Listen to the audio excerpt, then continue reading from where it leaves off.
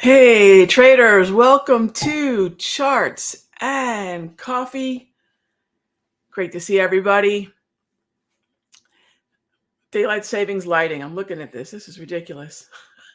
Happy Thursday, everybody. I'm doing a little white tea this morning because I've been caffeinating since about 4 a.m. So we're down to the white tea to keep the top of my head from blowing off. Great to see everybody. Just a couple quick reminders about today's economic calendar, and it's got a lot of Fed speakers on it. We've got Waller coming up, Bostic, Evans. Of course, we had our 8:30 data, core durable goods, unemployment claims. We've got natty gas storage. We've got a long natty gas position, so I'll be watching that for some volatility, preferably heading higher in our favor.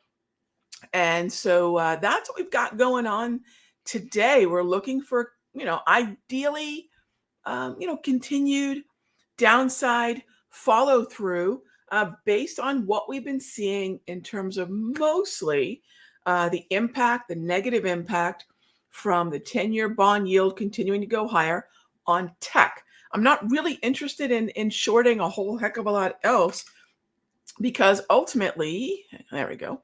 Ultimately, we have, really what's happening in this environment is a lot of confusion. I was just doing an update for, for the countdown trader. And one of the topics was basically how do you navigate around the uncertainty in the indices? Well, you trade the inflation narrative, in the options room, we had sent out, I think via notes, a long DBA position. What is this? This is the S&P 500, if you will, of commodities, a good old-fashioned grocery store commodities. We've been focusing on the long side of natural gas. We've been focusing on the long side of crude.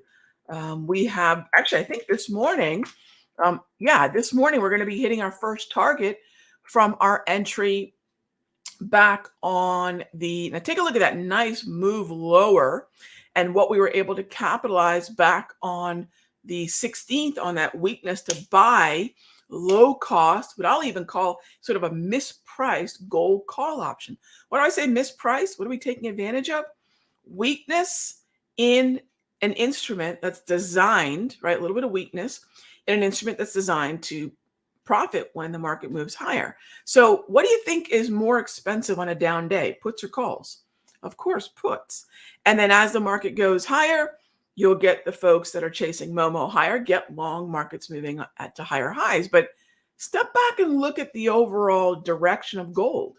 Look at the grab candles, right? They are green. So a dip is simply something that is valuable that's now on sale. So change your thinking a little bit about if you're momentum buying, right?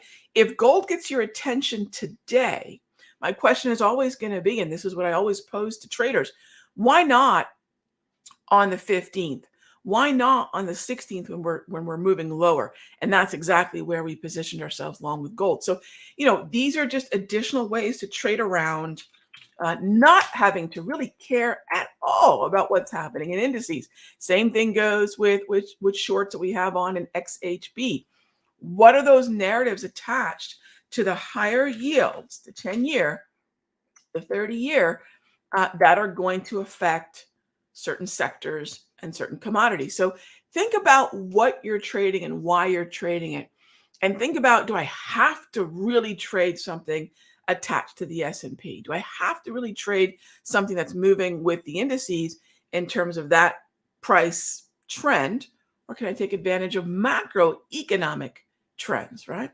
All right, so with that being said, let's go ahead and jump into the questions. After all, that is what our show is all about. All right, so first question. Good morning. Good morning. Hey there, Mike. What are my thoughts on natural gas? Let's see it keep moving higher. I mean, we were already long natty, right? We've already got a long position in natural gas in terms of the pullback that we saw and the follow through. So, not much where we are now, right? Not much at all where we are now. If we pull back again, Mike, maybe to this volume ledge area here, which is very close to the 13 exponential moving average or 13 propulsion. If we get some weakness, and I mean down to the 493 level on 90 gas futures, down to about 1680, 1670 on UNG. Otherwise, higher highs are never a reason for me to get long. They're just follow through from long positions that we've already got. And you can see this little green crosshairs, gang. That's where we got long. So think about the timing for your longs. Think about why maybe your directional bias is bullish and how you're doing it. Because if you're doing it the way that we talk about here in Charts and Coffee, this is beautiful.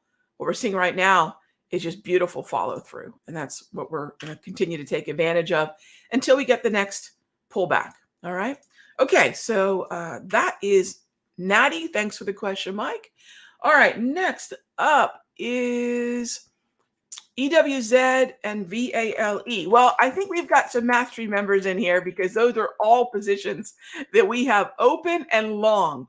So I sent out some trailing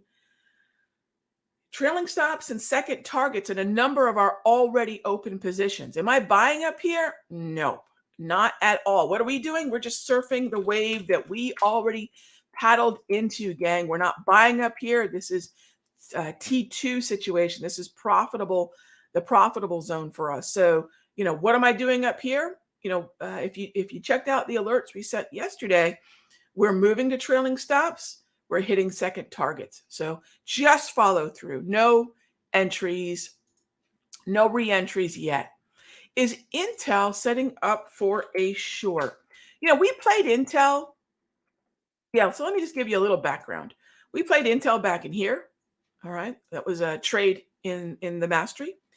And the idea of that particular trade was what? Really nice double red downtrend, right? So let's paint it red because those were long puts. So really nice double red downtrend right there. You see that? And then now it's sort of choppy. And we know that tech has been on a tear. The better Intel shorts were really when we had a very nice downward angle and consistent red grab candles. We don't now. So, we took advantage of that move. It was great. Am I looking at it now?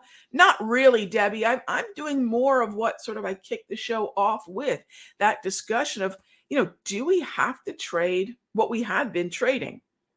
Do we have to trade names that are related to the indices? And right now, my opinion is no. What are we in? Freeport McMoran, a copper proxy. EWZ, it's an inflation play on the type of softs, commodities that come out of Brazil. We're in home builders. We're in XHB.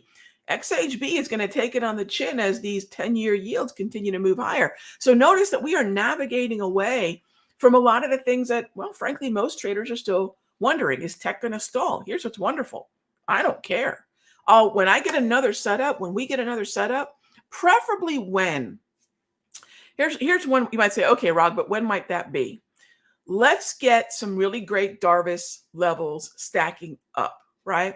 If you don't have the Darvis, this is the best automated support and resistance, and it's free, and it's at countdowntrader.com, as well as some of our new posts that outline the way that I've been trading this environment. All right, so let's get that Darvis out there. 1, 2, 3, 4, 5 different Darvis in this area telling us that we've got likely some really good resistance stacking up in this area. Okay, awesome. Next, do we have an over, here it is. Do we have an overbought stochastic? Not quite yet. If you don't have the stochastic, on your screen, which is giving you a great read on how to manage the upper and lower, the high, the low, the overbought, the oversold zones. Look, if you don't have a tool right now that identifies in chop, that's number one, because there is not a tool in a trend that identifies highs and lows. Forget that, because in trends, completely different psychology. But in chop, so first of all, how are you identifying chop? We use the JT tools, JT trade flags or the JT multi-trend. Okay. Second, use a tool that's that's job. Its sole job is to identify the upper and lower edge, so the highs and lows of chop. You take the Darvis, you add in the slow stochastic, and you've got something quite powerful. Notice my slow stochastic is not quite at the upper high end. This slow stochastic, gang, is a 21K 3D slow stochastic with an upper 80, lower 20 level. Amazing settings. They've been working for me for 20 plus years. And this is what I've been using consistently. This is a fantastic way to reduce the number of sort of signals that you'll get at the top and bottom of the range. It's not twitchy at all. That's how I would keep an eye on Intel, Debbie. All right, next up is, all right. Oh, Megazard. Okay, good topic. I know you say that I do not really pay attention to market internals. I really don't pay attention to them at all. When I say really, I'm trying to sort of be nice because I don't give a rip what they have to say. Tick, don't care. Trend, don't care. Put call ratio, don't care. VIX is the only one where I sort of will keep an eye on. So that's why I say I really don't, because some people can look at VIX as a market internal. I just look at it as, it's a little bit of a directional tool, right? Okay, so yes, I say that. Don't use them. I have been studying tick for intraday direction. Any thoughts? None, right? Here's where someone on this side of the mic and camera has to be really, really upfront. If I don't use the tool, Megazard, who cares what I think, right? If you're finding value in it, awesome. Some people like ketchup on their eggs. I would never say that's bad. I just don't do it. So what I'll say is find someone else who likes ketchup on their eggs. You know what I'm saying? So don't let my lack of wanting to use it, don't, use my bias to, if it's working for you, find someone else who's working for it. I remember a friend of mine would say when she'd serve kids food and some kids said, ew, and other kids loved it. And she'd say, don't yuck somebody else's yum. I don't want to yuck your yum, right? If that's working for you, I'm not going to be helpful, but I don't use it. And some people might say, whoa, Rog, why? Remember, gang, we live and trade in a high concentration world. Very few number of stocks are disproportionately weighted within the indices and the major sectors that we are all trading and tracking. Market internals are not weighted that way. So they're basically measuring things in a way that's really not reflective of the way that these indices and these sectors are composed. So that's why I don't. So thanks for the question, Mangazard.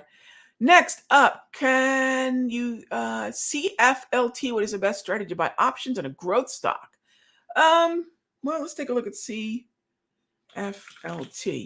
So here's the thing: whether it's an investment in a long time horizon, or whether it's a trade in a very short time horizon, I still need structure. I still need a setup. It does not matter. So when I look at a weekly, when I look at the daily, heck, when I go out to the monthly, there's nothing really for me to work with. It's a very new stock. It's a very fresh stock. I don't have a lot of data to work with. And, if it is a growth name and you have a different narrative, again, I don't want to yuck your yum, right? I don't have a setup. There's not one here yet that's telling me that it's time for me to buy. So as far as a strategy here, again, investment, position trade, swing trade, day trade, every one of those things has one thing in common, and really only one. Is there a setup? And that setup then is relying on my read of the underlying market trend, the underlying psychology of the market. Thanks for the question. By the way, that does remind me, since we're talking about longer term strategies, starting this quarter, well, starting in April, one of the things that we're adding to the Sector Secrets Mastery is once a quarter, I'm going to share where my macroeconomic long term time horizon, weekly, even sometimes flirting with the monthly time frame positioning is. In other words, how am I positioning my longer term book? And so that's something we're going to start in April. And we're going to do that once a quarter. And it's going to be built in to your Sector Secrets Mastery. So my day trading, especially Monday, Wednesday, Friday, zero dated option type affordability, we do that in the Mastery. We do, of course, the swing trades. And now we're going to add the position or even investing time horizon. So now in the Mastery, you've got all three time horizons, all three types of trading and even longer term outlooks that I have in the Mastery. So super stoked about that. We have a promotion that's running right now, so you can join us for 2 bonus sessions to get you started with the Mastery and that quarterly longer term view that I have. That's going to be not only what my book of sort of positions are looking like for the long-term time horizon, but also the macro that's affecting what it is that I'm looking at. And so we're going to be doing that in April. So the promotion ends on Friday because the first bonus session is Monday. I mean, technically it ends Monday, but if you join on Monday and we don't have time to sort of get you into the system, you might miss that promotion. So we're telling everybody, if you're going to join me on Monday, sign up by Friday and you can join me at very least for a month. Get a good look, 2 bonus sessions and that quarterly session and get, kind of get the year off on the right foot. And a lot of what we're talking about here in Charts and Coffee, you're going to see the trades. Early on, you saw the questions about EWZ, VALE. What else was some of the early questions? Oh, UNG. Those are all very profitable 2 and 3x trades that we've had on in the Mastery. So yeah, I hate for y'all to miss some of these great trades. I know a lot of you are struggling. And, you don't have to. I guess that's where, it kills me. You don't have to be struggling. So hopefully Charts and Coffee is helping. And if you're ready for that next step, come join us in the Mastery. Got a great group, got a great community, very supportive community, an open room where we're having discussions all day long between 9:30 and 4 p.m. Eastern. All right, next up. Hey there, Kim. Where can we find Jay Powell's speeches in real time? Sometimes they're on CNBC or Bloomberg, but about the only time that I'll ever unmute either one of those stations. Sometimes they're on YouTube, Forex Live. You'll see sometimes they'll have a stream. Those are all good places to look. Or you can go right to the Federal Reserve's website, and oftentimes they'll have an audio and or video stream there. I don't listen to them really that often. Closed captioning is amazing. Sometimes I might unmute. But I usually try not to listen because we can listen far better by looking at price. We just need to know when that hot zone is starting. Then we know to look at the price action, say, all right, this is what Jay Powell, Powell as I call him, is doing to the market. All right, next up is, hang on, gang. We catch up with the questions here. How would a day trade tide and boats of QQQ be this morning? Is there a gap play? So, that's a great question because I'm going to be heading right into the futures room right now, getting the notes out to the Mastery and the futures folks for our day trading. Is there a gap play? Are we opening below yesterday's close? Yes. It's what I call a vanilla gap. We're opening below yesterday's, well, actually, no, we're opening above yesterday's close. Sorry. We're opening above yesterday's close. So it's a small gap, but it's not a true gap. I find the fades are far more powerful when we open beyond not just the close, but the low or the high. That's, I think, volume profile calls it a true gap. So I don't really see, there's not a big fade for me here this morning, but we will be looking at that 5-minute high low for maybe momentum that would indicate, yes, there is a setup. So we'll have to see the way in which the first 5 minutes shape up. And then that's how I do it, John. All right, gang, as always, thank you for joining us for Charts and Coffee. I will see you all tomorrow, same time, same station. Remember, our promo winds down on Friday. We have a Q&A in the trading room, futures room, and options room where I'm going to talk about my current outlook on the sectors and the indices. So we'll have that Q&A after the close, 4:15 p.m. Eastern. And then remember, on Sundays, we have our new Sunday show at 6 p.m. So lots of content coming your way. Have a great one. Be good to each other.